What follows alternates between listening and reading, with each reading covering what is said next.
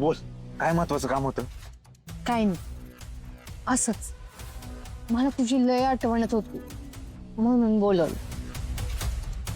मला असं वाटतंय कधी एकदा आपण पळून जातो आणि कधी आपलं लग्न होते. गोपाळ, मला तुझ्यापासून लांब राहणं सहन होईना झालं. मी काय म्हणते, आपण जवळ पळून जात नाही ना, त्यावर असंच एकमेकांना गुपचूप भेटत जाऊयात ना. लहानपणापासून तुझी वाट बघितली रे गोपाळ. मला तर तुझ्यापासून लांब राहणं सोसवणं झालं. गोपाळ, माझा विश्वासच बसत नाहीये की आपण दोघं पळून जाऊन लगीन करणार आहे. माधुरी, तुला काही येड लागलंय का? कोणी आपल्याला इथं असं बघितलं तर किती महागात पडेल कळतंय का तुला? तू तिकडं का बोलवलंय मला? मी काय फक्त मिठी मारायला नाही बोलवलं, माझं दुसरं पण काम होत, पण आता मी तुला सांगणारच नाही. जा.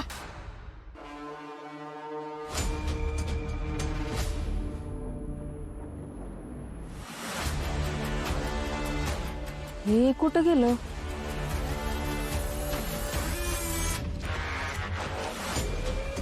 आत्याबाई, फुला आत्या, फुला. काय ग लाले, काय झालं? हे कुठं पुढच्या बाजूला आहेत का? नाही अगं, तो तर आता बाहेर आला होता ना. हा, हात धुतले म्हणले शतपावली करतो, पण इथं कुठं दिसेना.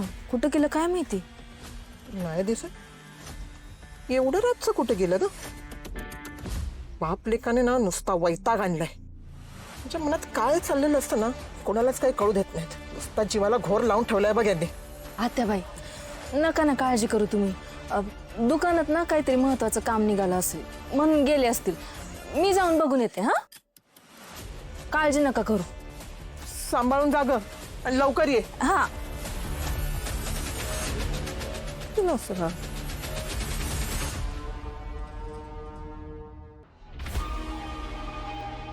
असं करणार ना आता माधुरी माझी? हा, असं वागणार आता तो माझ्याशी?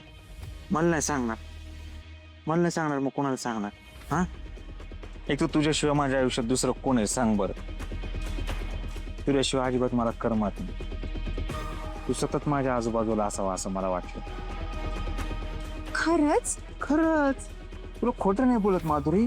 एक मिनिट सुद्धा तुझ्याशिवाय मी राहू शकत नाही. तू माझ्या सतत आजूबाजूला पाहिजे असं वाटतं. मी कसं जगतोय आता माझं मला कळत नाही, माहितीये का? मला असं वाटतं की आपल्या दोघांमध्ये तिसरं कोणीच नको. मला तर आधीपासूनच कोण नको होतं. मला पण. तू इथं का बोलवलंय मला? मला ना समजलंय काय की लाली तुला फसवती. म्हणजे? अरे, मला आर्याने सगळं सांगितलंय. लालीचं भारी फडे.